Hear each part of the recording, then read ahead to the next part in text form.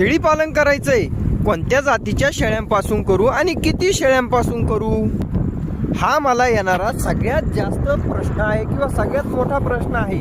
आणि रोज कमीत कमी 10-5 जण तरी विचारतात की दादा शेळी पालन करायचं आहे, कोणत्या जातीच्या शेळ्यापासून करू, किती शेळ्यापासून करू.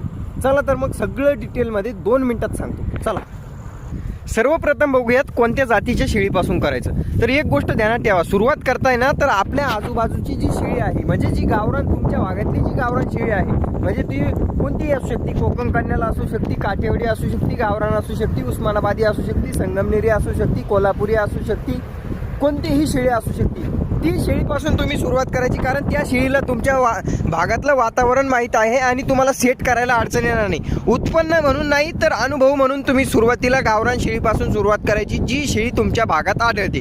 फक्त एक गोष्ट ध्यानात ठेवायची, शेळी लांब लचक उंच पूर्ण आणि 2 पिल्लं देणारी असावी.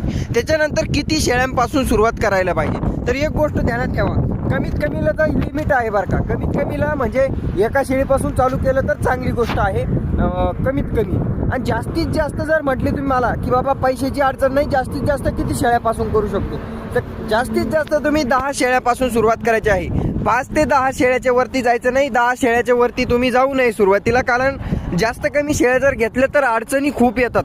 10-20 शेळ्यापासून सुरुवात जर केली तर त्याच्यामध्ये एक लिमिटेड तुम्हाला अडचणी येणार आहे आणि लिमिटेड तुम्हाला पिल्लं वगैरे संगोपन असणार आहे.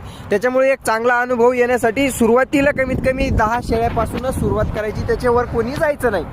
त्याच्यानंतर कोणत्या शेळ्या खरेदी करायच्या, गाभण करायच्या की पिल्लावाल्या करायच्या, आता तो प्रश्न राहिला की तुम्ही शेळ्या कुठून खरेदी करताय. खूप जास्त लांबून खरेदी करत असाल तर पारख्या खाट्या शेळ्या घ्यायच्या, जर जवळपास जर तुम्हाला गाभण पिल्लावाल्या शेळ्या मिळत असतील तर अतिउत्तम. धन्यवाद मित्रांनो. व्हिडिओ कसा वाटला कमेंट करून नक्की सांगा. रंदे भैया शेळी पालन फार्म या इंस्टाग्राम पेजला फॉलो करून घ्या आणि यूट्यूबला जाऊन सबस्क्राईब करा, तिकडं तर अजून भारी भारी व्हिडिओ आहेत. धन्यवाद. Bye bye. Bye bye.